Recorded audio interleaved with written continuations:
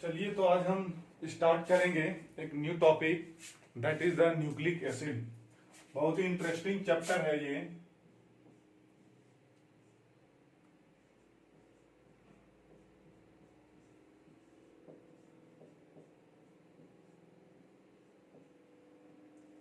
Nucleic acid, ठीक है। ये चैप्टर अगर यहां आपको अच्छे से समझ में आ गया तो 12 में जाइएगा तो एक मॉलिक्यूलर बेसिस ऑफ इनहेरिटेंस है। उस चैप्टर में आपको 50% यहीं पे कंप्लीट हो जाएगा, डाउट सारा यहीं पे क्लियर हो जाएगा, ठीक है। तो सबसे पहले हम अगर बात करें कि ये न्यूक्लिक एसिड होता क्या है, ठीक है। तो आप लोग बचपन से पढ़ते आ रहे होंगे डीएनए और RNA, deoxy ribo nucleic acid and ribo nucleic acid. Mainly यही दो न्यूक्लिक एसिड होते हैं, ठीक है, जो कि हमारा जेनेटिक मटेरियल है। जो डीएनए है वो mainly most of the organisms, animals हो या बैक्टीरिया हो, उनका जेनेटिक मटेरियल पाया जाता है। आरएनए भी कुछ कुछ वायरसेस का जेनेटिक मटेरियल पाया जाता है, ठीक है। तो आज हम डीएनए और आरएनए का स्ट्रक्चर कैसा होता है इसके बारे में डिटेल बात करेंगे। किसमें क्या होता है वो हमने बायोलॉजिकल क्लासिफिकेशन में देख लिया है, डीएनए और आरएनए के बारे में। लेकिन न्यूक्लिक एसिड का स्ट्रक्चर जैसे हम बोलते हैं तो आपके दिमाग में क्या आता है वो मायने रखता है, ठीक है। तो सबसे पहले हम क्या बात करें कि न्यूक्लिक एसिड कितना होता है, दो होता है। First is the DNA and second is the RNA. बात समझ आ रही है। फुल फॉर्म आपको दोनों पता होगा। नाम है deoxy ribo nucleic acid, ribo nucleic acid इसका नाम है, ठीक है। इसका क्या नाम है, राइबो न्यूक्लिक एसिड,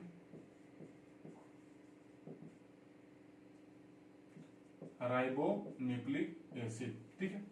नाम में ही सब कुछ छुपा हुआ है, नाम में ही सब कुछ छुपा हुआ है। ऐसा हम क्यों बोल रहे हैं, क्योंकि यहां पर देखिए डीऑक्सी लिखा हुआ है, डीऑक्सी राइबोज है, यहां पे क्या है, राइबोज है। मतलब शुगर का अंतर है। किसका डिफरेंस है, तो difference in sugar, difference in sugar में डिफरेंस है। कैसे भैया, कैसे डिफरेंस है, तो बोलते हैं कि जो डीएनए में है उस डीएनए में कैसा शुगर है, तो बोलते हैं पहले हम आरएनए की बात करते हैं तब आपको समझ में आएगा डीएनए की। तो जो आरएनए में जो शुगर होता है वो राइबोज शुगर होता है। कैसा शुगर होता है, राइबोज शुगर होता है, जो कि पांच कार्बन का होता है, 5C, ठीक है। कैसा होता है, 5C। हर चीज का हम स्ट्रक्चर देखेंगे, ठीक है। जो डीएनए होता है आपका, इसमें डीऑक्सी राइबोज शुगर होता है। क्या होता है, डीऑक्सी राइबोज शुगर होता है। ये भी कितना कार्बन का, 5 कार्बन का होता है। लेकिन आगे का जब हम नाम देखेंगे तो आप देखिए दोनों न्यूक्लिक एसिड है। क्या है, न्यूक्लिक एसिड, ये भी न्यूक्लिक एसिड है। डिफरेंस कहां लग रहा है कि शुगर में डिफरेंस है। आरएनए का शुगर में राइबोज शुगर 5 कार्बन का राइबोज शुगर है, जिसको पेंटोज शुगर बोलते हैं। आप लोगों ने पढ़ा है पेंटोज शुगर, एग्जांपल बताए थे राइबोज और डीऑक्सीराइबोज, ठीक है। कार्बोहाइड्रेट में जिसमें पढ़ा रहे थे, और डीएनए में डीऑक्सीराइबोज है, ये भी पेंटोज शुगर मतलब 5 कार्बन का शुगर है, ठीक है। ये तो जनरल हुआ, हम नाम की बात की कि नाम से ही ऐसा हमको पता चल रहा है। अब हम बारी बारी से स्ट्रक्चर देखेंगे कि राइबोज शुगर और डीऑक्सीराइबोज शुगर में क्या डिफरेंस है, मतलब कि आरएनए और डीएनए में क्या डिफरेंस है, ठीक है। तो हम लोग आगे बढ़ते हैं। आप देख सकते हैं, स्क्रीनशॉट ले सकते हैं।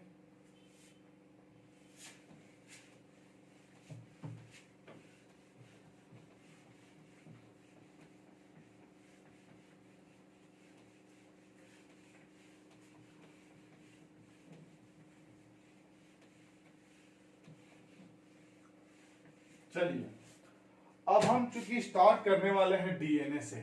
न्यूक्लिक एसिड समझ गए, दो होता है डीएनए और आरएनए, ठीक है। तो सबसे पहले हम बात करेंगे किसका, डीएनए की बात करेंगे, ठीक है।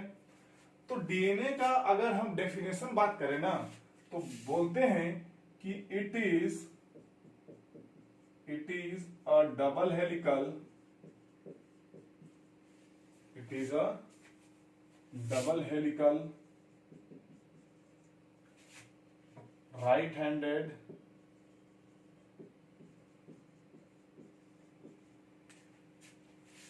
या हम बेटर ले सकते हैं राइट हैंडेड। इसमें हम एक सेंटेंस अच्छे से लिखेंगे तभी समझ में आ गया।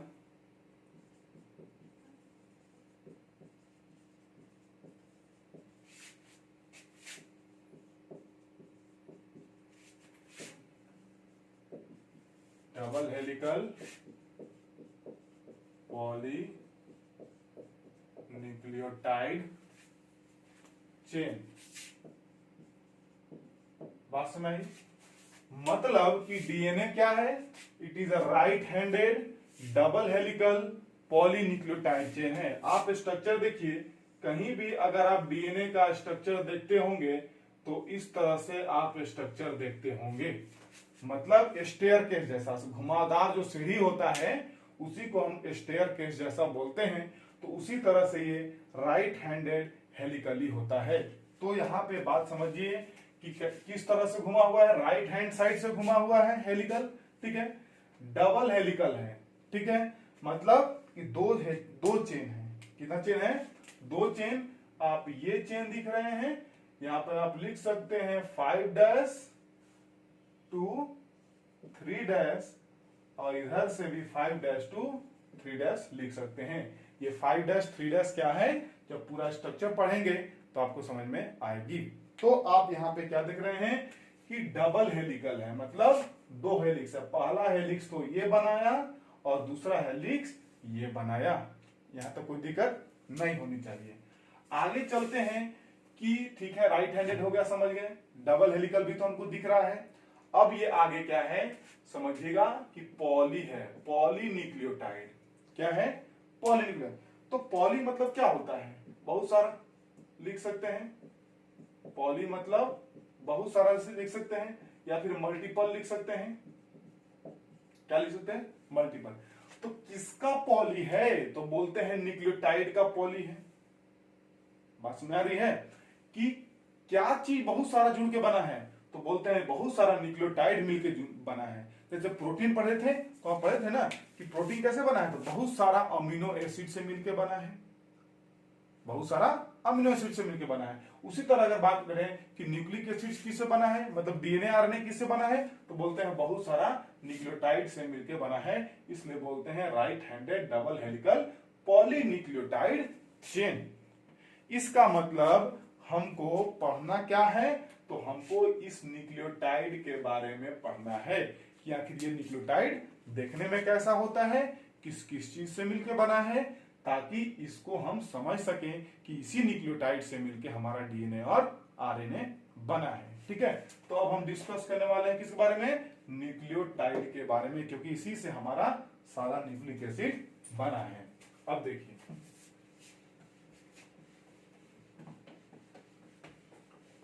डिस्कस करेंगे अब न्यूक्लियोटाइड के बारे में।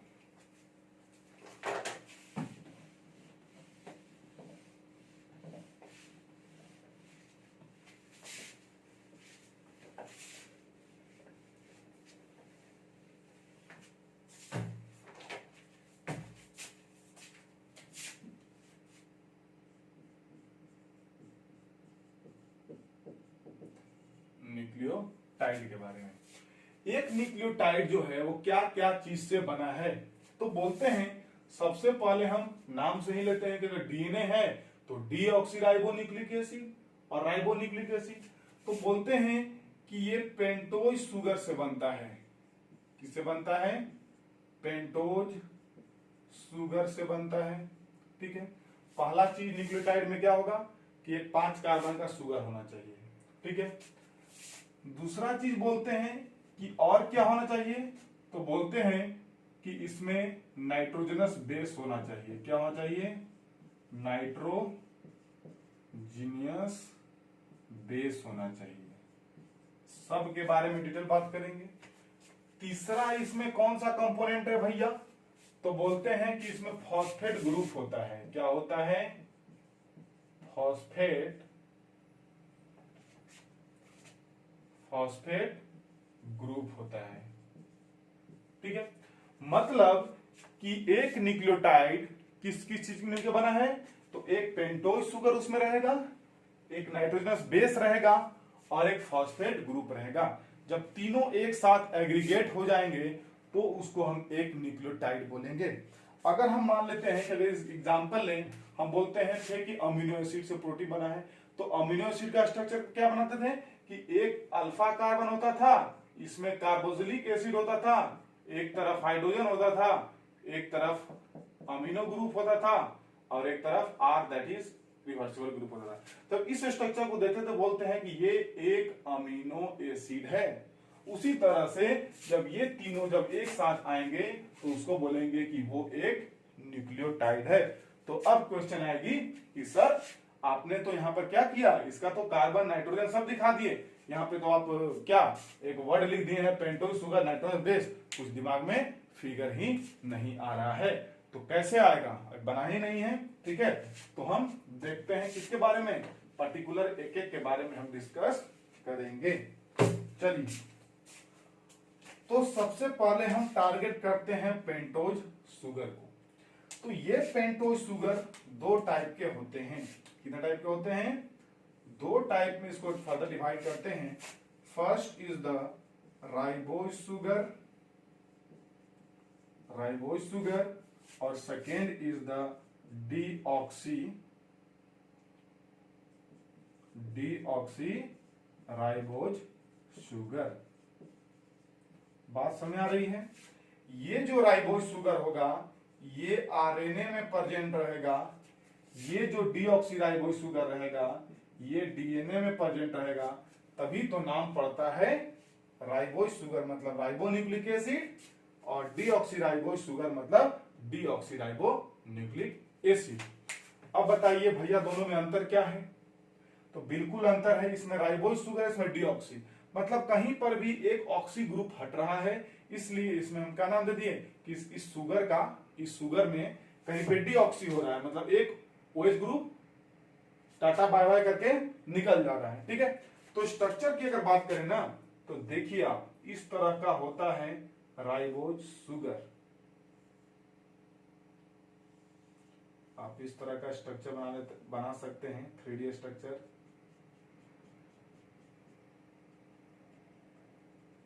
देखिए ये हमारा क्या है,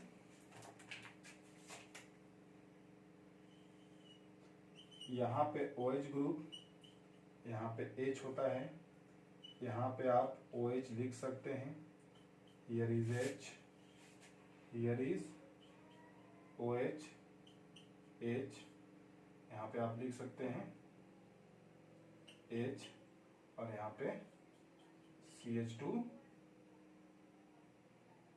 CH2OH आप लिख सकते हैं। ठीक है, तो आप ये स्ट्रक्चर देख रहे हैं, ये है राइबोज शुगर, मतलब पेंटोज शुगर में भी कौन शुगर, राइबोज शुगर। अगर इसका हम नंबरिंग करें तो ये फर्स्ट कार्बन है, ये सेकेंड कार्बन है, ये आपका थर्ड कार्बन है, ये फोर्थ कार्बन है और ये फिफ्थ कार्बन है। तो आप देख सकते हैं कि ये 5 कार्बन का शुगर है और ये इसी को राइबोज शुगर बोलते हैं। तो सर तो अब डीएनए में क्या डिफरेंस है, तो अब डीएनए का राइबोज शुगर देखिएगा कि इसमें क्या डिफरेंस है। ठीक है,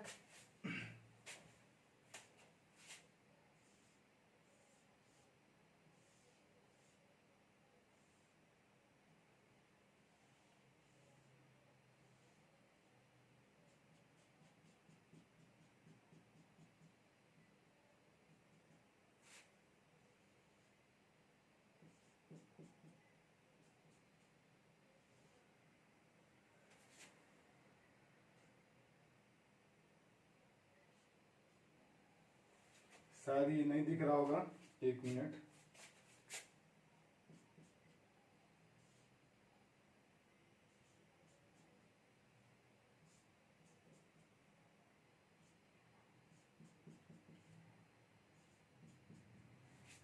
ठीक है, एक मिनट में देख लेता हूं दिख रहा है या नहीं।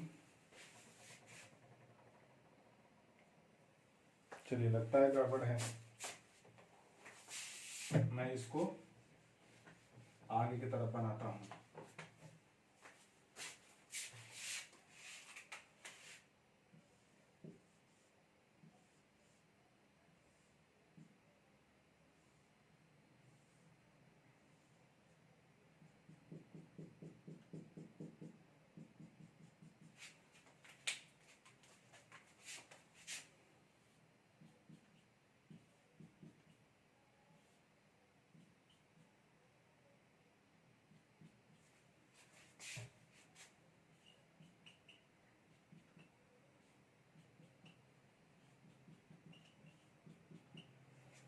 देखिए क्या यहाँ पे डिफरेंस है। First carbon second carbon, second carbon पे नीचे में OH दिख रहा होगा, ठीक है, सेकेंड कार्बन पे आपको OH दिख रहा होगा, बाकी सब कुछ इस स्ट्रक्चर और इस स्ट्रक्चर में सब कुछ सेम दिख रहा होगा। लेकिन आप देख सकते हैं कि यहाँ जो सेकेंड कार्बन पे है यहाँ पे OH ग्रुप नहीं है। बात समझ आ रही है। ये मान लेते हैं हमारा थर्ड कार्बन है, ये फोर्थ कार्बन है और ये फिफ्थ कार्बन है, ठीक है। तो सेकेंड पोजीशन पे क्या है कि सेकेंड पोजीशन पे OH ग्रुप जो है वो नहीं है। OH ग्रुप इज एब्सेंट, किसमें? डीएनए में। डीएनए के केस में जो राइबोज शुगर होता है वहां पे सेकेंड पोजीशन पे OH ग्रुप नहीं होता है और राइबोज शुगर में सेकेंड पोजीशन पे OH होता है, इसलिए इसका नाम राइबोज शुगर पड़ा। और इसमें डीऑक्सी मतलब ऑक्सी मतलब OH ग्रुप, तो सेकेंड पोजीशन में OH ग्रुप क्या होता है? नहीं होता है। तो इक्वेशन पूछा जाता है कि डीएनए और आरएनए में क्या फर्क है, तो बोलेंगे कि राइबोज शुगर का फर्क है। तो कैसा फर्क है? तो बोलते हैं राइबोज शुगर में सेकेंड पोजीशन पे OH ग्रुप होता है और डीऑक्सी राइबोज शुगर के पास सेकेंड पोजीशन पे OH ग्रुप नहीं होता है।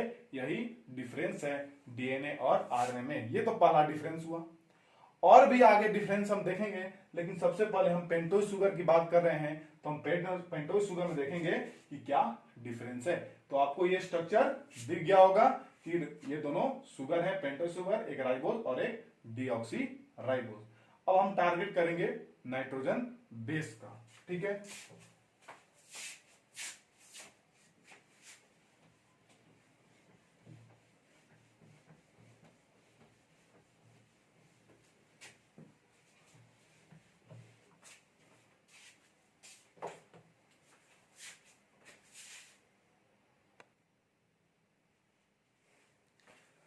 देखिए अब बहुत ही इंटरेस्टिंग यहाँ पर कुछ होने वाला है, बहुत सारा यहाँ से आपका क्वेश्चन बन जाएगा, ठीक है। स्ट्रक्चर को ध्यान से समझिएगा। हमने न्यूक्लियोटाइड का 3 पार्ट का बात करा है। First is the pentose sugar, तो राइबोज और डीऑक्सीराइबोज बात कर लिया है। सेकेंड क्या था? नाइट्रोजनस बेस, ठीक है। तो नाइट्रोजनस बेस दो तरह के होते हैं, प्यूरिन्स एंड पाइरिमिडिन्स होते हैं। पहला याद रखना है कि नाइट्रोजनस बेस कितने तरह के? प्यूरिन्स एंड पाइरिमिडिन्स दो तरह के होते हैं। फर्दर हम प्यूरिन को दो भाग में बांटते हैं, एडेनिन एंड ग्वानिन। याद रखिएगा एजी, ठीक है, बोलते हैं एजीओजी, ठीक है। तो याद रखिएगा कि प्यूरिन दो तरह का एडेनिन और ग्वानिन होता है, ठीक है। दोनों का स्ट्रक्चर यहाँ पे आप देख लीजिए, क्योंकि अगर आगे हम चल के न्यूक्लियोटाइड बनाएंगे तब रहेगा कि सर ये नाइट्रोजन कहाँ था, हाइड्रोजन कहाँ था, ये चीज आपको समझ में नहीं आएगा। तो ये एडेनिन और ग्वानिन प्यूरिन हो गया। और जो पाइरिमिडिन है वो 3 टाइप्स इसका होता है, साइटोसिन, थाइमिन एंड यूरासिल। एकदम एक लाइन में याद रखिएगा कि पाइरिमिडिन 3 तरह के होते हैं, साइटोसिन, थाइमिन एंड यूरासिल, ठीक है। अब हम स्ट्रक्चर की बात करते हैं, ठीक है। स्ट्रक्चर कुछ ज्यादा याद करने का जरूरत नहीं है, बस स्ट्रक्चर में आप ध्यान दीजिएगा कि देखिए ये एक 5 कार्बन का है, ये एक 6 कार्बन का है। इसको हम लोग क्या बोलते हैं? हेट्रोसाइक्लिक रिंग बोल सकते हैं। इसका मतलब कि प्यूरिन क्या है? प्यूरिन क्या है? हेटेरोसाइक्लिक है, हेट्रोसाइक्लिक है, ठीक है। हेट्रोसाइक्लिक मतलब कि दो तरह का इसमें आपको एरोमेटिक रिंग दिख रहा होगा। एक 5 कार्बन का एरोमेटिक रिंग है और एक 6 कार्बन का एरोमेटिक रिंग है। तो ऊपर हम देख रहे हैं, ऊपर वाला एडेनिन है और नीचे वाला, याद रखिएगा हम यहां से सेपरेट कर देते हैं, नहीं तो पता चला कि आप लोग कुछ और समझ लीजिएगा। ठीक है, तो ऊपर वाला एडेनिन है और नीचे वाला क्या है, ग्वानिन है। इस बात को ध्यान में रखिएगा। ठीक है, एनसीईआरटी में एडेनिन का स्ट्रक्चर केवल दिया हुआ है, मैंने ग्वानिन का भी स्ट्रक्चर यहाँ पे लिख दिया है। ठीक है, ताकि आपको बेहतर समझ में आए। तो ये 5 कार्बन का, ये 6 कार्बन का स्ट्रक्चर अच्छे से देख लीजिएगा। ठीक है, अब चलते हैं हम लोग पैरामिडिन की तरफ। वहां तो दो एरोमेटिक रिंग दिख रहे थे ना, दोनों में 2 एरोमेटिक रिंग दिख रहे थे। यहाँ पे आपको जो पैरामिडिन होगा वो क्या होगा, सिंगल एरोमेटिक रिंग होता है। इसमें क्या होता है, सिंगल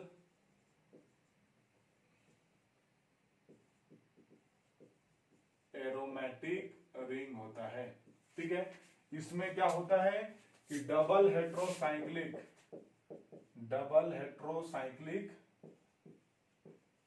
एरोमेटिक रिंग होता है। ठीक है, ये तो सिंपल है, दिख रहा होगा 2 का है, इसमें एक एक एरोमेटिक रिंग है। अब इसमें ध्यान देना है कि साइटोसिन का आपको स्ट्रक्चर दिख रहा होगा, ये डीएनए और आरएनए दोनों में प्रेजेंट रहता है। कहां प्रेजेंट रहता है कि अगर पूछेगा कि कौन सा ऐसा पैरामिडिन है जो कि डीएनए और आरएनए दोनों में प्रेजेंट रहेगा, ये दोनों तो रहेगा ही, इससे ज्यादा कोई टेंशन नहीं है। ठीक है, लेकिन अगर हम पैरामिडिन का बात करें ना, तो साइटोसिन डीएनए और आरएनए में दोनों में प्रेजेंट रहता है। जब स्ट्रक्चर बताएंगे तो वहां इस चीज को मैं प्रूव कर दूंगा। ये जो थायमिन है ये केवल डीएनए में प्रेजेंट रहता है, मतलब कि डीएनए ओनली। थायमिन किसमें, केवल डीएनए में प्रेजेंट रहता है। और ये जो यूरासिल है ये केवल आरएनए में प्रेजेंट रहता है, मतलब आरएनए ओनली। मतलब कि थायमिन की जगह पे आरएनए में क्या हो जाता है, यूरासिल हो जाता है। आरएनए में क्या होता है, थायमिन की जगह पे यूरासिल हो जाता है, इसलिए केवल आरएनए में हम लिख रहे हैं। इसको केवल डीएनए में हम लिख रहे हैं, क्योंकि डीएनए में यूरासिल नहीं पाया जाएगा और आरएनए में थायमिन नहीं पाया जाएगा। बात समझ आ रही है। ठीक है, तो हम बताएं कि डीएनए और आरएनए में डिफरेंस क्या है। तो हम देखे थे कि शुगर में डिफरेंस था, आरएनए में राइबोज शुगर था और आपका डीएनए में डीऑक्सीराइबोज शुगर था, मतलब सेकंड पोजीशन में कुछ गड़बड़ था ओएच ग्रुप का। ठीक है, दूसरा डिफरेंस क्या होता है डीएनए और आरएनए में, कि आरएनए में यूरासिल होता है। आरएनए में क्या होता है, थायमिन की जगह पे यूरासिल होता है। हमको 2 डिफरेंस मिल चुका है। क्या होगा है, 2 डिफरेंस डीएनए और आरएनए में हमको मिल गया है। ठीक है, तो हम 2 चीज पढ़ लिए, क्या क्या, नाइट्रोजनस बेस और पेंटोज शुगर की बात हम लोग ने कर ली है। अब हम थर्ड क्या पढ़ेंगे, हम फॉस्फेट ग्रुप देखेंगे। ठीक है,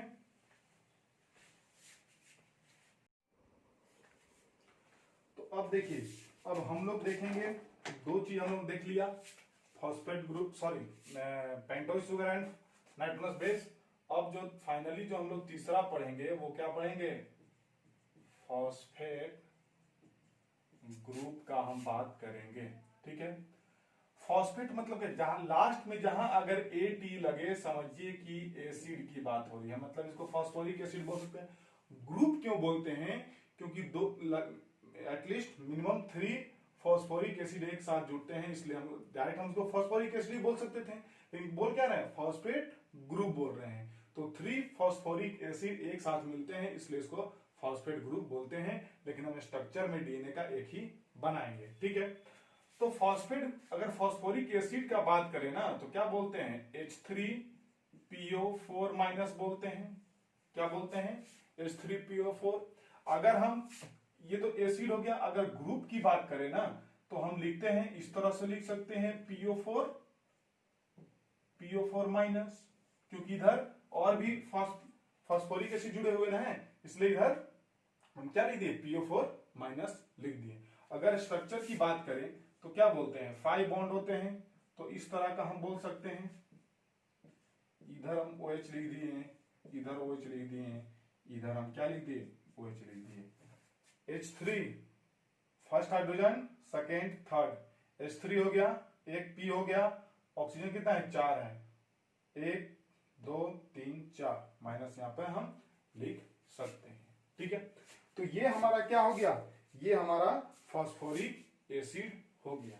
ठीक है, अब ये जो फास्फोरिक एसिड है, ये आपका जब तीनों मिल जाएगा एक साथ, मतलब पेंटोज शुगर, नाइट्रोजनस बेस और फॉस्फेट ग्रुप, तब जाके एक न्यूक्लियोटाइड का फॉर्मेशन हो जाएगा। ठीक है, तो अब बोले सर तीनों अलग अलग बना दिए हैं, मतलब दाल अलग दे दिए हैं, खिचड़ी, नमक और क्या बोलते हैं हल्दी अलग अलग दे दिए हैं, अब तीनों को मिलाइएगा तो खिचड़ी बनेगा। बिल्कुल, खिचड़ी तो बनाना ही पड़ेगा। तो देखिए अब खिचड़ी बनाने का उपाय करते हैं। तो देखिए सबसे पहले हमने ले लिया पेंटोज शुगर, क्या ले लिया, 5 कार्बन का शुगर लिया। इसका आप स्ट्रक्चर देख सकते हैं, हम चूंकि डीएनए पढ़ रहे हैं तो डीएनए का ही बात करेंगे। यहाँ पे H लिख दिए, OH लिख दिए, ठीक है, यहां पर भी हम H लिख दिए, यहाँ पे CH2 और OH हम लिख दिए। ये मेरे पास 5 कार्बन का क्या हो गया, शुगर हो गया। दूसरा नाइट्रोजनस बेस की अगर बात करें ना, तो मान लेते हैं कि हम एक नाइट्रोजनस बेस एडेनिन को ही ले लेते हैं। तो एडेनिन का जब स्ट्रक्चर देखिएगा तो इस तरह का स्ट्रक्चर आप पढ़े थे कि यहाँ पे नाइट्रोजन था और नीचे में क्या था, हाइड्रोजन था। मतलब कि यहाँ पे एक 5 कार्बन का था। इस तरह का हम पूरा स्ट्रक्चर अभी नहीं बना रहे हैं, पूरा स्ट्रक्चर हम नहीं बना रहे हैं, मतलब इस तरह के एक नाइट्रोजनस बेस था। यहां तक कोई दिक्कत नहीं है। ठीक है, इस फॉस्फेट ग्रुप को हम कहां ले जाते हैं, ऊपर ले जाते हैं। बिल्कुल भैया, ऊपर ले जाते हैं। नीचे में OH है, ठीक है, इधर भी क्या है, OH है, ऊपर में क्या है, OH है। ये हम फॉस्फोरिक एसिड लिखे हैं, ध्यान दीजिएगा। फॉस्फेट ग्रुप अगर हम लिख देंगे ना तो यहां से हम इसको गायब कर सकते हैं। ठीक है, क्योंकि इधर और भी साथ में जुड़ेंगे, लेकिन हम अभी एक ही को मान के चल रहे हैं। क्लियर है। अब देखिए तीनों चीज आपको यहां पे दिख रहा होगा, pentose sugar, nitrogenous base and phosphate group. अब तीनों को एक साथ क्या करना पड़ेगा, अटैच करना पड़ेगा। तो अटैच का ऐसी तो नहीं होगा, कुछ ना कुछ रिएक्शन होगा। अब देखिए यहां से ये OH ग्रुप है, ये H है, क्या हो सकता है, H2O पानी बन के क्या होगा, निकलेगा, बिल्कुल निकलेगा। 2 हाइड्रोजन हो गया, 1 ऑक्सीजन हो गया, वाटर क्या हो गया, बाहर निकल गया। ठीक है, चूंकि ये बॉन्ड किसके वजह से बन रहा है, यहां पे नाइट्रोजन है, यहां पे ग्लूकोज है, बात समझ आ रही है। यहाँ पे नाइट्रोजनस बेस है, यहाँ पे ग्लूकोज है। तो चूंकि नाइट्रोजनस बेस और ग्लूकोज के बीच में जो बॉन्ड बन रहा है, इसलिए हम इस बॉन्ड को एक नामकरण देते हैं, that is the beta N glycosidic, beta N glycosidic bond या लिंकेज बोलते हैं। तो अगर आपसे कोई पूछेगा कि पेंटोज शुगर और नाइट्रोजनस बेस के बीच में कौन सा बॉन्ड बनता है, तो बीटा नहीं भी याद रहेगा तो भी चलेगा, याद रहेगा कि ये क्या है, ये एन ग्लाइकोसिडिक बॉन्ड बन रहा है। एन मतलब नाइट्रोजनस बेस की वजह से और ये शुगर की वजह से। तो शुगर का ग्लाइकोसिडिक बॉन्ड हम लोग पढ़े हैं कार्बोहाइड्रेट में, और एन ग्लाइकोसिडिक बॉन्ड याद रखिएगा। अब देखिए अभी ये दोनों जब आपस में अटैच हुए तो इनका भी एक नामकरण करेंगे, बिल्कुल करेंगे। तो इसका नाम हम दे देते हैं, जनरल नाम क्या देते हैं कि ये एक न्यूक्लियोसाइड है। क्या है, न्यूक्लियोसाइड है। इतना दिमाग में रखिएगा, याद रखिएगा। ये एडेनिन है, इसलिए नाम इसका न्यूक्लियोसाइड नहीं पड़ा है। बात समझ आ रहे हैं, ये जनरल नाइट्रोजनस बेस लिए हैं। अब इसका नाम नहीं पता, क्योंकि अगर यहाँ एडेनिन जुड़ेंगे ना तो न्यूक्लियोसाइड का दूसरा नाम हो जाएगा। बात समझ आ रही है, इसको एडेनोसिन नाम हो जाएगा। एडेनिन जुड़ा हुआ है तो एडेनोसिन नाम हो जाएगा। हम इसका डिस्कस करेंगे, ठीक है। तो देखिए अगर पेंटोज शुगर नाइट्रोजनस बेस के साथ जुड़ेगा तो किस बॉन्ड कैसे बनेगा कि यहां से वाटर रिलीज होगा, वाटर क्या होगा, रिलीज होगा, ठीक है, और बॉन्ड बनेगा बीटा एन ग्लाइकोसिडिक बॉन्ड बन जाएगा। और इन दोनों को मिला के हम दे रहे हैं क्या, न्यूक्लियोसाइड। मतलब अभी किसको साइड में किए हैं, तो इन महाशय को अभी हम साइड में कर दिए हैं फॉस्फेट ग्रुप को, कि अभी आप कहां रहिए, दूर रहिए, अभी आपकी जरूरत नहीं है, एकदम कॉन्सेप्ट है, कुछ भी नहीं है, ठीक है। तो साइड में है कौन है, तो फॉस्फेट ग्रुप साइड में है, तो भाई इसको टाइट करना होगा ना, मतलब बांधना होगा। बिल्कुल, आप ये सदस्य हैं इस परिवार के और बोलते हैं कि हम उधर साइड में रहेंगे, नहीं, आपको टाइट करेंगे, अभी बांधेंगे। तो फिर से देखिए, इसको बांधने का जब हम कोशिश करेंगे तो देखिए यहाँ पे आपको OH और यहाँ पर भी OH दिख रहा है, ये फॉस्फेट ग्रुप का OH है और ये पेंटोज शुगर वाला OH है। तो यहाँ पर भी फिर कुछ मैटर समझ में ऐसा आ रहा है कि यहाँ पर भी वाटर क्या होगा, रिमूव होने वाला है। इसका मतलब ये वाटर यहाँ से क्या होगा, H2O बन के क्या होगा, रिमूव हो जाएगा। क्या हो जाएगा, रिमूव हो जाएगा। मैटर समझ में आ रही है कि यहां से भी पानी निकल गया है। और जब पानी जो निकला तो बॉन्ड अगर हम बात करें ना, तो इस तरह का बॉन्ड बनने वाला है। आप देख रहे हैं कि ये मेरे पास एक कार्बन है और यहाँ पर एक ऑक्सीजन है, तो इन दोनों के बीच में जो बॉन्ड बनता है वो ईस्टर बॉन्ड बनता है। कैसा बॉन्ड बनता है, आप पढ़े होंगे कि RCO, इसी को हम या फिर R और बोल सकते हैं, इसी को ईस्टर बॉन्ड बोल सकते हैं। तो ये पूरा R हो गया, ये CO, R उधर भी कर सकते हैं, तो यही क्या हो गया, हमारा ईस्टर बॉन्ड हो गया। तो इस तरह का हमको बॉन्ड दिख रहा है यहाँ पर, क्योंकि पानी तो अब रिमूव हो गया, ये ऑक्सीजन केवल बच गया, तो इसको हम लोग क्या बोलेंगे, ईस्टर बॉन्ड। अब चूंकि ये जो ईस्टर बॉन्ड है किसके वजह से बन रहा है, तो फॉस्फेट ग्रुप के वजह से बन रहा है, इसलिए इसका नाम हम क्या देते हैं, फॉस्फो ईस्टर बॉन्ड बोलते हैं। इसका मतलब कि पेंटोज शुगर और फॉस्फेट ग्रुप के बीच में जो बॉन्ड बनेगा वो कौन सा बॉन्ड बनेगा, फॉस्फो ईस्टर बॉन्ड बनेगा। इस चीज को आप दिमाग में रखिएगा, ठीक है। क्या कि पेंटोज शुगर नाइट्रोजनस बेस जब आपस में जुड़ेंगे तो एन ग्लाइकोसिडिक बॉन्ड, और जब पेंटोज शुगर के साथ फॉस्फेट ग्रुप जुटेगा तो कौन सा बॉन्ड, फॉस्फो ईस्टर बॉन्ड बनेगा। और जब ये फॉस्फेट ग्रुप भी जब जुड़ गया, मतलब इसको टाइट कर दिए, तो इस कंप्लीट स्ट्रक्चर को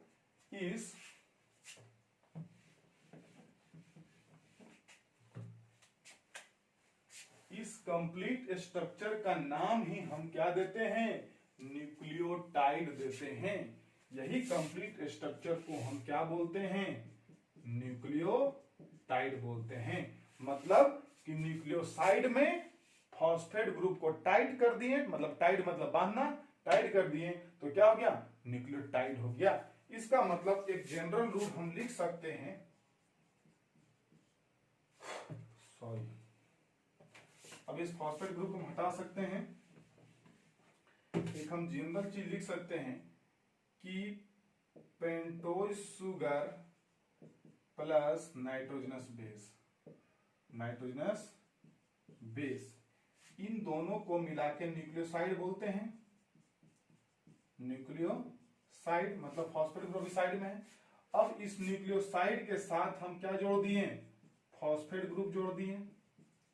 क्या जोड़ दिए, फॉस्फेट ग्रुप जोड़ दिए। अब इस कंप्लीट स्ट्रक्चर को हम क्या बोल सकते हैं, इस कंप्लीट स्ट्रक्चर को न्यूक्लियोटाइड बोल सकते हैं, न्यूक्लियोटाइड बोल सकते हैं। बात समझ आ रही होगी। ये दोनों बॉन्ड कौन सा बनाया, एन ग्लाइकोसिडिक बॉन्ड, इसके बीच में जो बॉन्ड बना हम बोल सकते हैं कि फॉस्फोईस्टर बॉन्ड, और फाइनली मेरा न्यूक्लियोटाइड बनके रेडी है। तो यही मेरा क्या है, न्यूक्लियोटाइड है, ठीक है। अगर एक जनरल स्ट्रक्चर की अगर बात करें, ये देख लीजिएगा, ठीक है, स्क्रीनशॉट भी ले सकते हैं।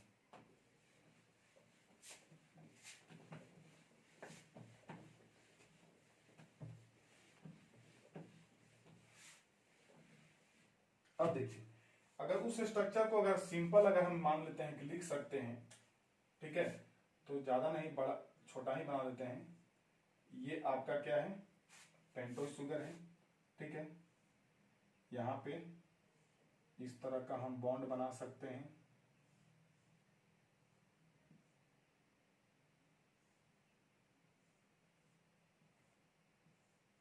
ठीक है। नाइट्रोजनस बेस है हमारा, यहाँ पे कार्बन था, ठीक है, यहाँ पे ऑक्सीजन यहाँ पे फास्फोरस, ठीक है, यहाँ पे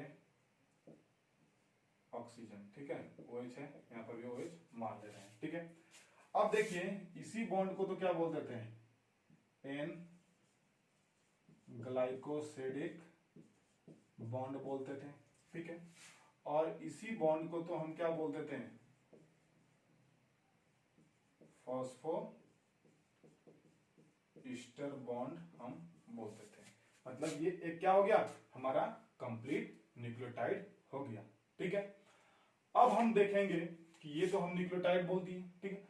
अब न्यूक्लियोटाइड अलग अलग तरह के भी तो हो सकते हैं। अगर एडेनिन होगा तो अलग तरह का न्यूक्लियोटाइड होगा, अगर ग्वानिन जोड़ेंगे तो अलग तरह का न्यूक्लियोटाइड होगा। बात समझ आ रही है। मान लेते हैं कि इस कंप्लीट स्ट्रक्चर को तो हम क्या बोल रहे हैं, न्यूक्लियोटाइड बोल रहे हैं। तो यहाँ पे मान लेते हैं अगर एडेनिन होगा तो फिर भी उसका नाम न्यूक्लियोटाइड ही होगा, नहीं होगा, ठीक है। ये तो कॉमन है, ये कॉमन है, लेकिन ये तो कॉमन नहीं है क्योंकि नाइट्रोजन बेस 5 टाइप के होते हैं। तो अगर 5 अलग अलग तरह के अगर नाइट्रोजन बेस यहाँ पे अगर जुड़ेंगे तो नाम भी क्या होगा, 5 अलग अलग तरह का होगा, ठीक है।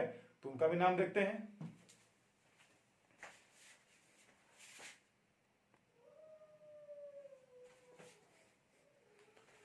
अब देखिए, तो हम बोले कि अलग अलग नाइट्रोजन बेस रहेगा तो अलग अलग नाम देंगे।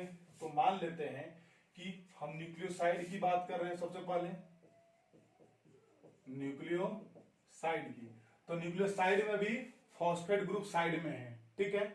इसका मतलब कि पेंटोज शुगर के साथ अगर कौन सा नाइट्रोजन बेस, अगर एडेनिन को जोड़ दें तो इसका नाम क्या हो जाएगा, एडेनोसिन हो जाएगा। एकदम क्लियर याद रखिएगा कि पेंटोज शुगर के साथ अगर हम एडेनिन को जोड़ दें तो कौन सा न्यूक्लियोसाइड बनेगा, तो एडेनोसिन न्यूक्लियोसाइड बनेगा। अगर हम पेंटोज शुगर के साथ ग्वानिन को जोड़ दें तो ये जो न्यूक्लियोसाइड बनेगा ये ग्वानोसिन बनेगा, ठीक है। अगर मान लेते हैं कि पेंटोज शुगर के साथ अगर हम साइटोसिन को जोड़ देते हैं तो क्या बनेगा, साइटिडीन बनेगा। क्या बनेगा, साइटिडीन, मतलब थाइमिडीन था तो साइटिडीन बन गया। अगर हम पेंटोज शुगर के साथ थाइमिन को जोड़ दें तो कौन सा न्यूक्लियोसाइड बनेगा, थाइमिडीन बन जाएगा, ठीक है। अगर हम पेंटोज शुगर के साथ अगर हम यूरासिल को जोड़ दें तो क्या बन जाएगा, ये यूरिडीन बन जाएगा। तो अगर आपसे पूछेगा कि बताइए कि इनमें से कौन सा न्यूक्लियोसाइड है, कौन सा न्यूक्लियोटाइड है, तो आप आराम से बता सकते हैं, क्योंकि एडेनोसिन, ग्वानोसिन, साइटिडीन, थाइमिडीन और यूरिडीन, इसमें याद रखिएगा। अभी ये न्यूक्लियोसाइड है। अब देखिए कि इसी न्यूक्लियोसाइड में अगर फॉस्फेट ग्रुप को, मतलब फॉस्फोरिक एसिड को जोड़ दें तो क्या इसका नाम अलग हो जाएगा, बिल्कुल हो जाएगा। तो अगर हम यहां पर बात करें न्यूक्लियोटाइड की बात करें, मतलब हम किसको टाइड करने वाले हैं, फॉस्फेट ग्रुप को टाइड। इसका मतलब कि एडेनोसिन में अगर हम फॉस्फेट ग्रुप को टाइड कर दिए तो क्या एडेनाइलिक एसिड बन जाएगा, क्या बन जाएगा, एडेनाइलिक एसिड बन जाएगा। चूंकि हम एसिड जोड़ रहे हैं ना, फॉस्फोरिक एसिड जोड़ रहे हैं, इसलिए क्या बन जाएगा, एडेनाइलिक एसिड। अगर हम ग्वानोसिन, मतलब इस ग्वानोसिन न्यूक्लियोसाइड में अगर हम फॉस्फेट ग्रुप को जोड़ दिए तो क्या बन जाएगा, ये ग्वानाइलिक एसिड बन जाएगा। क्या बन जाएगा, ग्वानाइलिक एसिड। अगर इसमें हम साइटिडीन में जोड़ दिए फॉस्फेट ग्रुप, मतलब फॉस्फोरिक एसिड, तो साइटिडाइलिक एसिड, साइटिडाइलिक एसिड बन जाएगा। बात समझ आ रही है। अगर हम थाइमिडीन में जोड़ दें फॉस्फेट ग्रुप तो क्या हो जाएगा, थाइमिडाइलिक एसिड, थाइमिडाइलिक एसिड, ठीक है। उसके बाद अगर हम यूरिडीन में जोड़ दें तो क्या होगा, यूरिडाइलिक एसिड, यूरिडाइलिक एसिड बन जाएगा। इसका मतलब अब क्लियर हुआ कि अलग अलग नाइट्रोजन बेस जोड़ने से हमारा न्यूक्लियोसाइड भी अलग होगा और न्यूक्लियोटाइड भी क्या होगा, अलग होगा, ठीक है। तो अभी हम तो क्या पढ़े, न्यूक्लियोटाइड पढ़े। अब यही सारे न्यूक्लियोटाइड को अगर हम एक साथ जोड़ दें तभी तो डीएनए का एक चेन बनेगा, क्योंकि हम क्या पढ़े हैं कि ये राइट हैंडेड डबल हेलिक्स, कैसा हेलिक्स, डबल हेलिक्स पॉलीन्यूक्लियोटाइड का चेन है, तो चेन भी तो बनाना पड़ेगा। तो बिल्कुल वो चेन बना के हम देखते हैं कि क्या उसका कंडीशन है। ठीक है,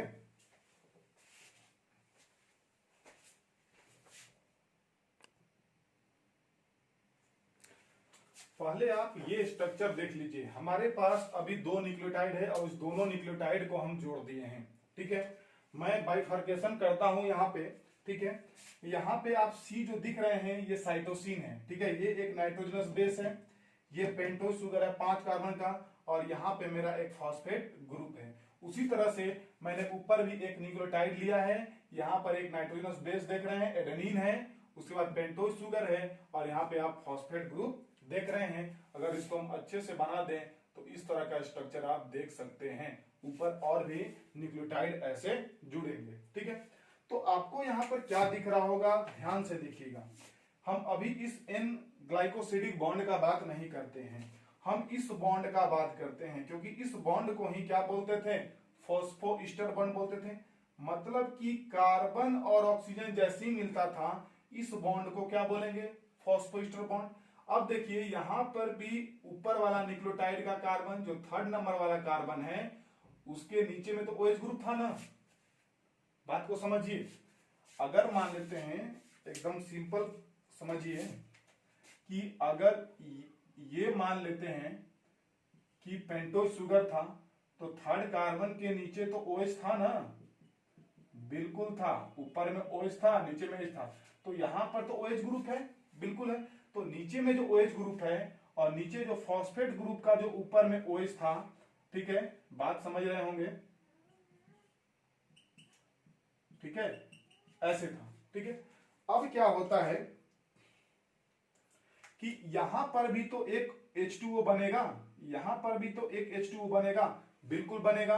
तो यहां से भी तो वाटर रिलीज होगा, एकदम से रिलीज होगा। तो वाटर जब रिलीज हुआ तो फिर से हमारा इस तरह का बॉन्ड दिखेगा, क्योंकि ये एक कार्बन होगा 3 डैश कार्बन वाला, ये वाला एक ऑक्सीजन बच जाएगा। तो कार्बन एंड ऑक्सीजन, इसका मतलब यहां पर भी, मतलब मान लेते हैं कि यहाँ पे फर्स्ट फॉस्फोइस्टर बॉन्ड बना, यहाँ पे आपका सेकेंड फॉस्फोइस्टर बॉन्ड बना। इसका मतलब दो न्यूक्लियोटाइड, ये फर्स्ट न्यूक्लियोटाइड, या इसको भी फर्स्ट मान सकते हैं कि फर्स्ट न्यूक्लियोटाइड सेकेंड न्यूक्लियोटाइड से कितने, कौन सा बॉन्ड से जुड़े होते हैं। तो हम इस चीज को एक हम बोल सकते हैं कि ये फॉस्फोडाइस्टर बॉन्ड से जुड़ा होता है। क्या बोल सकते हैं कि ये कौन सा बॉन्ड, फॉस्फोडाइस्टर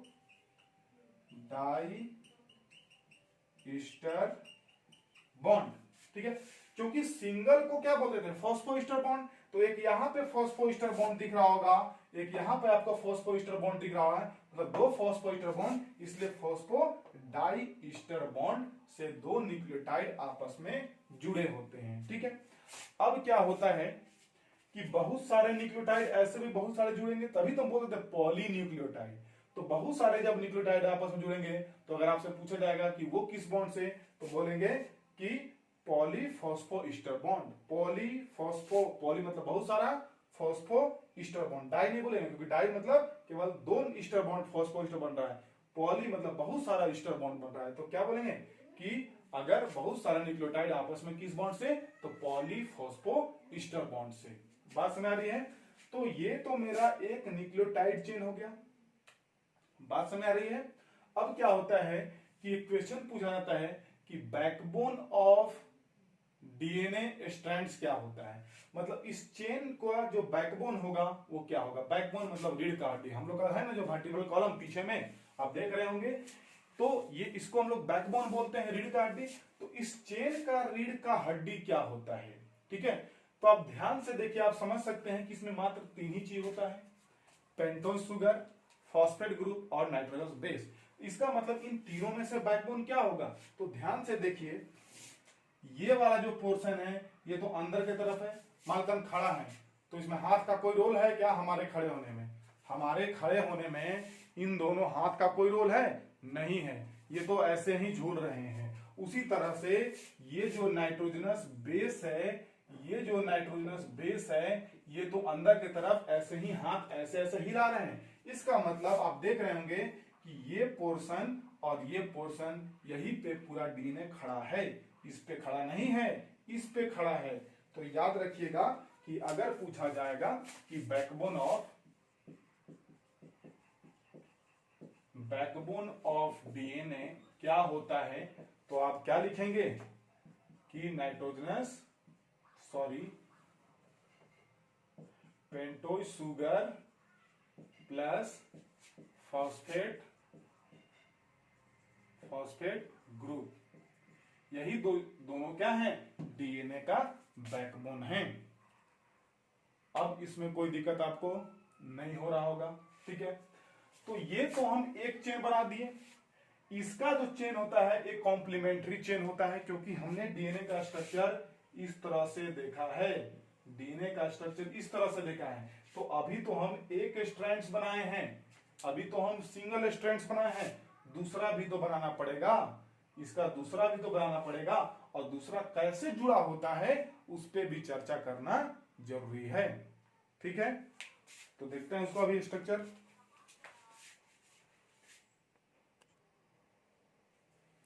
देखिए अब आपको यहाँ पे स्ट्रक्चर एक और न्यूक्लियोटाइड दिख रहा होगा, न्यूक्लियोटाइड का एक और चेन दिख रहा होगा।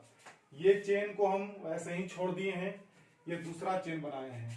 तो याद रखिएगा जो डीएनए का जो चेन होता है, ये जो डीएनए का जो चेन होता है ये एक दूसरे से कॉम्प्लीमेंट्री होता है, ठीक है। बोथ स्ट्रैंड्स और chain are complementary to each other, ठीक है। एक दूसरे से क्या होते हैं, कॉम्प्लीमेंट्री होते हैं। कॉम्प्लीमेंट्री इन द सेंस कि अगर मान लेते हैं कि एडेनिन है तो एडेनिन का कॉम्प्लीमेंट्री याद रखिएगा कि थायमिन होता है, ठीक है। अगर मान लेते हैं कि साइटोसिन है तो साइटोसिन का कॉम्प्लीमेंट्री ग्वानोसिन होता है। इट मींस अगर सिंपल बोले ना तो अगर बात करें तो प्यूरिन का जो कॉम्प्लीमेंट्री होता है, प्यूरिन का जो कॉम्प्लीमेंट्री होगा वो क्या होगा, पायरिमिडीन होगा। बात समझ आ रही है, प्यूरिन का पायरिमिडीन। इट मींस कि अगर एडेनिन और ग्वानिन है, क्या है, एडेनिन और ग्वानिन है, तो एडेनिन का कॉम्प्लीमेंट्री क्या होता है, थाइमिन, और ग्वानोसिन का कॉम्प्लीमेंट्री हो गया क्या, साइटोसिन होगा, ठीक है। लेकिन अगर यही मान लेते हैं कि आरएनए होता है तो ये चीज तो हम डीएनए में लिख सकते हैं, इस चीज को हम क्या में लिख सकते हैं, डीएनए के केस में लिख सकते हैं। हम क्या बताए थे कि आरएनए के केस में क्या होता है, अगर मान लेते हैं एडेनिन है तो एडेनिन और थाइमिन के बीच में याद रखिएगा डबल हाइड्रोजन बॉन्ड होता है, अभी मैं डिस्कस करूंगा, ठीक है। तो थाइमिन के हम क्या बताएं कि थाइमिन केवल डीएनए में होता है, आरएनए में केवल क्या होता है, यूरेसिल होता है। मतलब एडेनिन का जो कॉम्प्लीमेंट्री हो जाता है वो यूरेसिल हो जाएगा, किसमें हो जाएगा, आरएनए में हो जाएगा। बात समझ आई कि एडेनिन का कॉम्प्लीमेंट्री यूरेसिल हो जाएगा, क्लियर है। तो ये क्या है, ये आरएनए में ऐसा होता है, डीएनए में एडेनिन का कॉम्प्लीमेंट्री थाइमिन होता है, ठीक है। तो मैंने बताया कि दोनों एक दूसरे से अपोजिट कॉम्प्लीमेंट्री होते हैं, और दोनों स्ट्रैंड जो होते हैं वो अगर इसको 5-2 क्या बोलते हैं, इसको अगर 5-3 तो जो अपोजिट कॉम्प्लीमेंट्री होगा वो 5-3। ये 5-3 क्या होता है वो भी समझना जरूरी है, ठीक है। हम समझिएगा, मान लेते हैं कि ये वाला न्यूक्लियोटाइड स्टार्ट हुआ, तो देखिए यहाँ पे कहां से, इधर वाला एंड क्या है, 3 है, तो 3' से स्टार्ट हुआ। कहां से स्टार्ट हुआ, 3' से स्टार्ट हुआ। अगर मान ये चेन बढ़ता गया, जो एंड हुआ वो कौन सा कार्बन है, देखिए 5वां नंबर कार्बन है, तो इसको 5' फॉस्फो ग्रुप हम बोल सकते हैं, या फॉस्फोरिक एसिड बोल सकते हैं, या फॉस्फेट ग्रुप, 5' फॉस्फेट ग्रुप इसको बोल सकते हैं, इसको 3' ग्रुप हम बोलते हैं। 3' 5' फॉस्फेट ग्रुप, क्योंकि 5' के पास फॉस्फेट ग्रुप है और 3' कार्बन के पास OH ग्रुप है। इसका जस्ट कॉम्प्लीमेंट्री इधर वाला चेन होता है। इसलिए आप देखिए कि मैंने क्या लिखा है कि साइटोसिन का कॉम्प्लीमेंट्री क्या होगा, ग्वानोसिन होगा।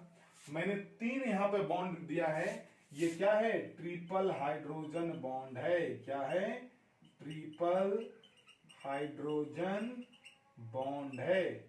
तो याद रखिएगा कि ग्वानिन और साइटोसिन या ग्वानिन, इनके बीच में ट्रिपल हाइड्रोजन बॉन्ड होता है। ये कौन सा बॉन्ड है, हाइड्रोजन बॉन्ड है, जो 3 बॉन्ड है। ठीक है। एडेनिन और थाइमिन के बीच में डबल हाइड्रोजन बॉन्ड होता है। कैसा होता है, डबल हाइड्रोजन बॉन्ड होता है। ये चीज आप ध्यान में रखिएगा। ठीक है।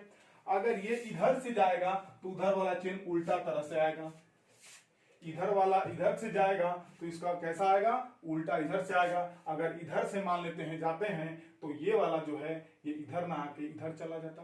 बात समझ रही है। जैसे मैंने इसको नाइट्रोजन बेस को राइट हैंड साइड लिखा है क्योंकि ये फर्स्ट कार्बन पे, तो अगर इधर से हम सीधा चलते तो फर्स्ट कार्बन क्या होता, इधर चल जाता। तो यहां पे हम अगर नंबरिंग करना चाहें ना, अगर हम यहाँ पे क्या करें, नंबरिंग करना चाहें, तो आप देख सकते हैं कि ये फर्स्ट है, ठीक है, ये सेकेंड है, ये थर्ड आप देख रहे हैं, ये 4th कार्बन है, ये 5th कार्बन है। ठीक है। यहां से भी चले तो ये हमारा फर्स्ट, सेकेंड, थर्ड, 4th और ये 5th। इसलिए इसको तो हम 5' फॉस्फेट ग्रुप बोलते हैं और ये 3' OH ग्रुप है। तो देखिए 3' to 5' तो इसका कॉम्प्लीमेंट्री क्या होगा, 3' to 5'। कभी इधर 5 to 3 और इधर भी 5 to 3 नहीं हो सकता है। क्यों नहीं हो सकता है, आप इस स्ट्रक्चर में देख रहे हैं। क्योंकि अगर हम इसको उल्टा ना करके सीधा डायरेक्शन बना देते तो ये जो नाइट्रोजन बेस है वो कहां चला जाता, उधर चला जाता। तो क्या कॉम्प्लीमेंट्री बना पाते, आपस में दोनों स्ट्रैंड जुड़ पाते, नहीं जुड़ पाते।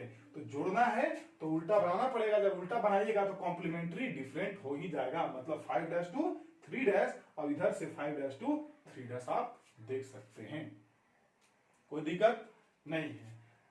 मतलब प्यूरिन और पायरिमिडीन बराबर बराबर रहेगा, प्यूरिन और पायरिमिडीन बराबर बराबर रहेगा। इसको हम चारगफ रूल बोलते हैं। ठीक है। क्या बोलते हैं, इसको मिटाते हैं।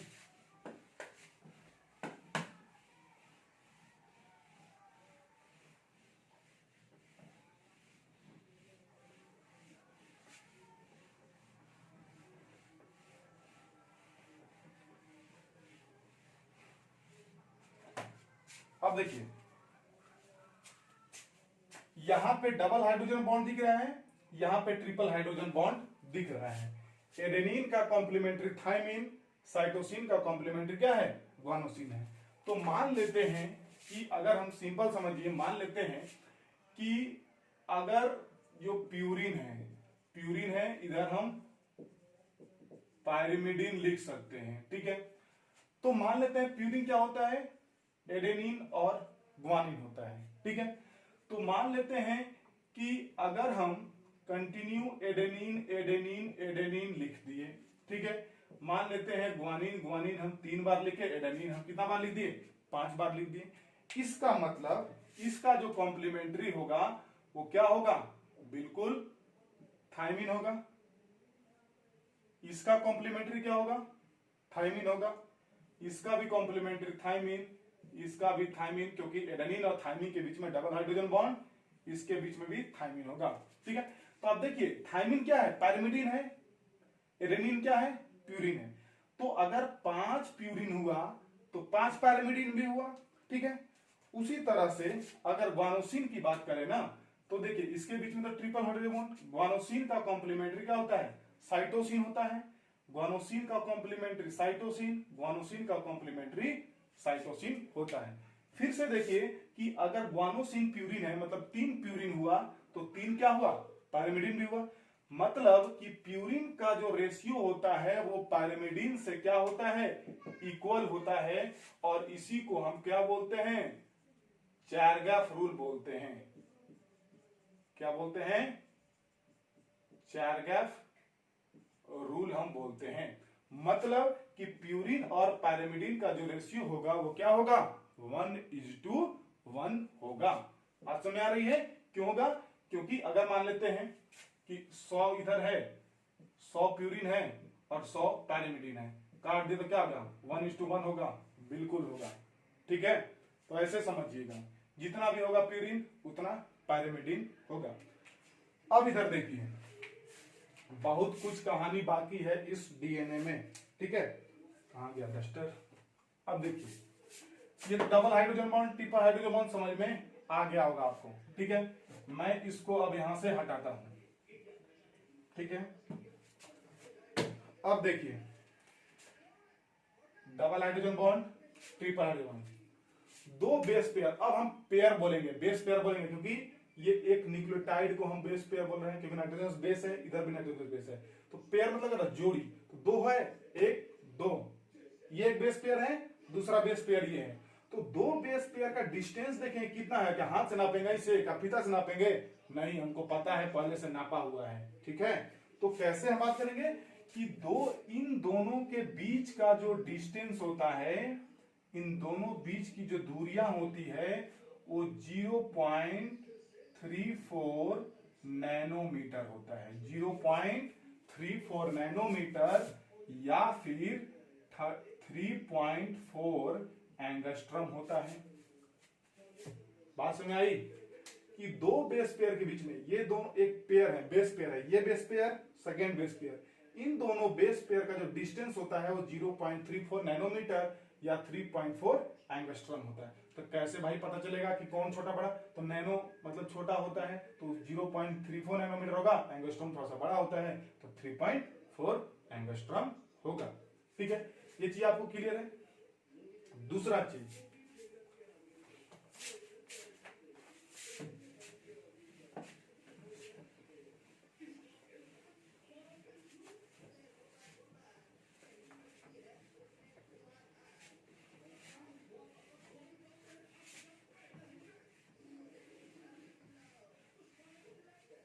अब देखिए, डीएनए का जब भी आप स्ट्रक्चर देखिएगा तो ऐसा देखिएगा, इस तरह का आप स्ट्रक्चर देख सकते हैं।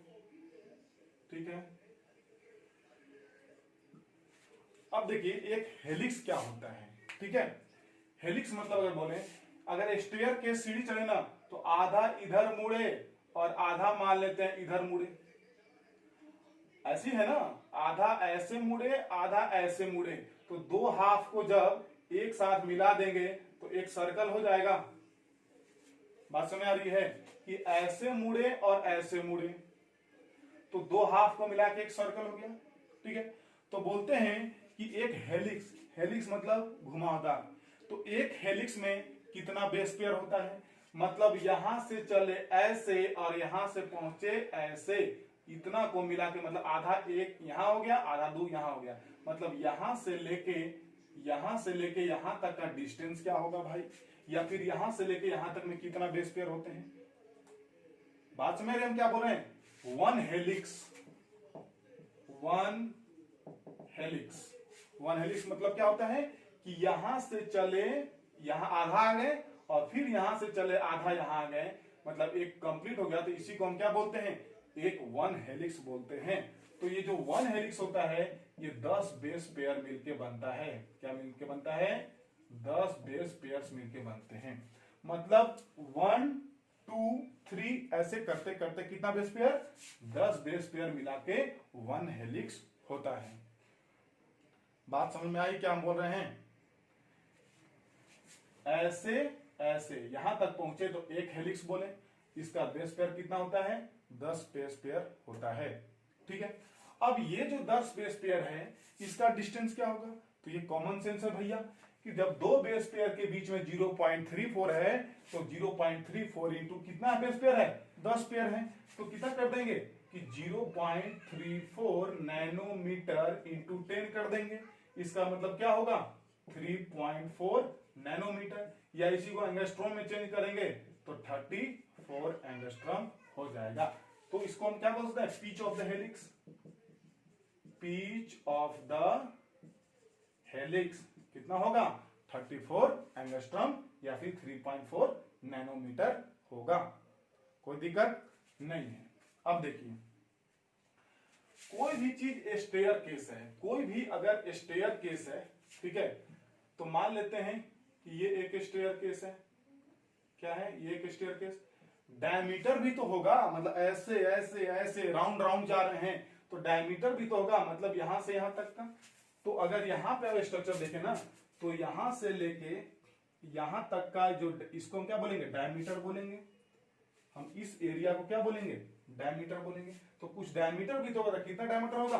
तो बोलते हैं कि 2 नैनोमीटर या फिर 20 एंगस्ट्रोम क्या होता है? डायमीटर होता है। पांच में आ रही है कि यहां से यहां तक ये तो सर्कल घूमते घूमते जा रहा है ना, तो बिल्कुल डायमीटर होगा। तो डायमीटर कितना होगा?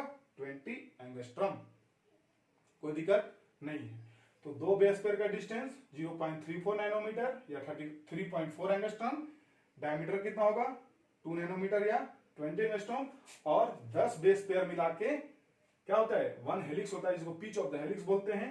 जो 10 बेस पेयर मिला के कितना? 0.34 नैनोमीटर इंटू 10 कर देंगे तो 3.4 नैनोमीटर या 34 एंगस्ट्रॉम, जिसको पिच ऑफ द हेलिक्स हम बोलते हैं। ठीक है, अब देखिए कुछ और चीज बाकी है इसमें।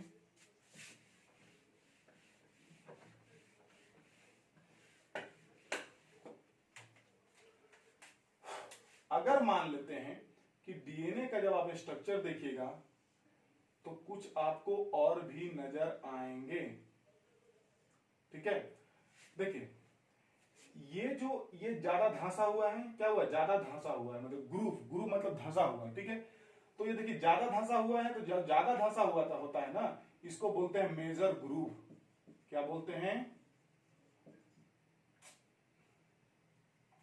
इसको बोलते हैं मेजर ग्रूव। और इधर यहां पे देखिए कम धंसा हुआ है, तो इसको माइनर ग्रूव बोलते हैं। क्या बोलते हैं? माइनर ग्रूव हम बोलते हैं। ठीक है, और याद रखिएगा ये जो स्ट्रक्चर हम पढ़ रहे हैं, ये स्ट्रक्चर कौन सा स्ट्रक्चर है? तो ये बी डीएनए का स्ट्रक्चर है। किसका स्ट्रक्चर है? बी डीएनए का स्ट्रक्चर है। बी मतलब होता है बैलेंस्ड। क्या होता है? बैलेंस्ड डीएनए का स्ट्रक्चर पढ़ रहे हैं, क्योंकि डीएनए अलग अलग तरह के होते हैं। ए डीएनए, ठीक है, alternate DNA, B DNA, C DNA, D DNA, Z DNA मतलब जिगजैग डीएनए। ठीक है, तो इतना सारा कुछ हम पढ़ते हैं। तो जो ए बी सी डी होते हैं ये राइट हैंडेड हेलिक्स होते हैं, और जो जेड होता है वो लेफ्ट हैंडेड होता है। बस कभी कभी अगर पूछ दिया तो याद रखिएगा कि ए बी सी डी जो डीएनए होते हैं वो राइट हैंडेड हेलिक्स होते हैं, और जो जेड होता है वो लेफ्ट हैंडेड होता है। ठीक है, तो ये बैलेंस डीएनए, बी डीएनए पढ़ते हैं। इतना सारा स्ट्रक्चर से भाई कौन किया? साइंटिस्ट भी तो होंगे। याद रखिएगा इस जो बैलेंस डीएनए के बारे में पढ़ते हैं, ये वाटसन एंड क्रिक,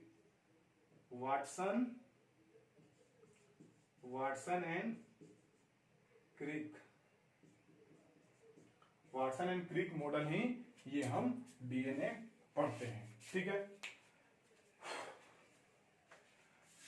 अब देखिए एक चीज और यहां पर देखेंगे। मान लेते हैं कि 10 बेस पेयर क्या हो रहा है? मूव कर रहा है, मतलब ऐसे गए और ऐसे आ गए, ऐसे गए और ऐसे आ गए। मतलब क्या हुआ? ये हो गया 180 डिग्री और ये हो गया 180। मतलब कुल मिला के एक सर्कल कितना होता है? 360 डिग्री होता है। कितना होता है? 360 डिग्री। इसका मतलब ये डीएनए हर एक बेस पेयर में थोड़ा सा तो टर्न लेता होगा। हर एक बेस पेयर में, मतलब मान लेते हैं यहां से चला तो यहां एक बेस पेयर हुआ, यहां से दूसरा बेस पेयर हुआ, यहां से तीसरा बेस पेयर हुआ, चौथा हुआ, पांचवा आ गया, छठा, सातवां, आठवां, नौवां और 10वां। मतलब हर एक बेस पेयर में थोड़ा सा तो वो टर्न लेता होगा, एक समथिंग डिग्री टर्न लेता होगा। ठीक है, बिल्कुल लेता होगा। तो एक बार में वो टर्न कितना लेता है? 36 डिग्री टर्न लेता है। दो बेस पेयर एक बार में कितना डिग्री? 36 डिग्री। तो चूंकि कितना बेस पेयर में मिला के यहां पहुंचेगा? 10 बेस पेयर, मतलब 36 इंटू कर देंगे 10। इसका मतलब एक सर्कल कितना बनेगा? 360 डिग्री का बनेगा। ठीक है, तो इतना कुछ हम लोग किसके बारे में पढ़े? डीएनए के बारे में पढ़े। और भी कुछ है, देखते हैं पढ़ाने लायक होगा तो।